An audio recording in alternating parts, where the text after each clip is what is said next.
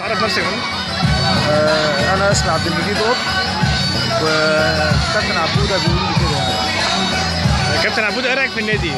من ناحيه الفرق يعني النادي بعد قبل سنه كان كده. لا هو احنا بنقول الناس اللي هي جت علينا ديت، النادي بقى فيه ازدهار، وده تحسه انت لو انت بصيت عليه من جميع ارجاء النادي في قابليه بالنسبه للناس وبالنسبه للبشر.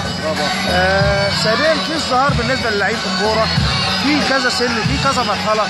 كان الاول مقصور على كبار السن واللي هم كانوا مقصورين على نفسهم، دلوقتي في عندنا 13 و12 و16 و15، وفي لعيبه عندنا طلعت بره بتلعب في انديه معروفه. يعني وانت شايف برضك النهارده يوم من الايام التاريخيه، كان الاسبوع اللي فات كان يوم اليتيم، والاسبوع اللي فات كان في برضك حفله جميله كان يرقصها رئيس النادي الاستاذ المستشار فؤاد حامد، واعضاء مجلس الاداره كلهم بنشكرهم بصراحه على المجهود اللي هم بيعملوه. شكرا جدا.